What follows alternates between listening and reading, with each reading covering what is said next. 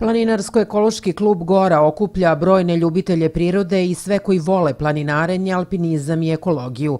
Ovaj kragujevački klub poznat je kao jedan od najaktivnijih, a kako naglašavaju, posebno su ponosni na mlade članove, kojih je sve više.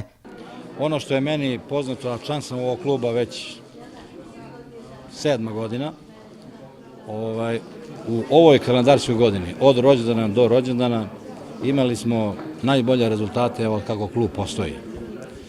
Dakle, to potvrđujem brojnim aktivnostima koje smo imali, onih koje su standardne i imali smo dosta aktivnosti u nekim nestandardnim oblicima planinarstva. Kako?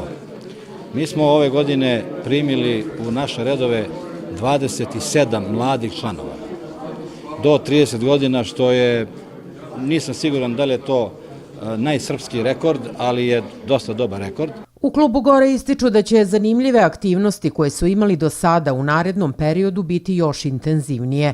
Kako kažu, veoma su zadovoljni što su uredili i planinarskim oznakama obeležili kragujevačku planinarsku stazu Žeželj Bešnjaja. Veoma često šetaju stazama zdravlja, a prošetali su i stazom srpskih vojnika Velikog rata na Ravnoj planini.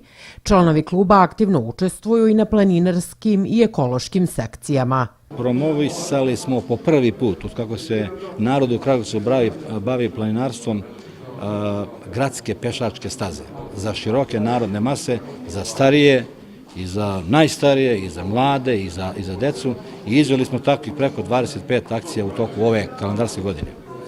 Dalje, naši aktivisti su krenuli sa jednom akcijom vođenja početnika planinara, dakle dece i starijih ljudi ko se osjeća sposobni da može recimo da savlada stazu dužine od 10 do 12 km i sa nadmorskom visinom, odnosno sa razlikom u nadmorskoj visini od recimo 200 do 500 metara.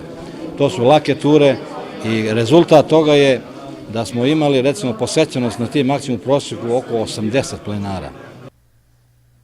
Članovi kluba Gora imaju odličnu saradnju sa velikim brojem planinarskih društava i klubova širom Srbije, ali i zemljama u okruženju.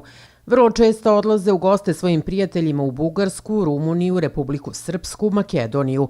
Rado su domaćini i prijateljima koji žele da posete Šumadiju i zajedno sa njima osvajaju vrhove naših planina i upoznaju sve prirodne lepote Srbije.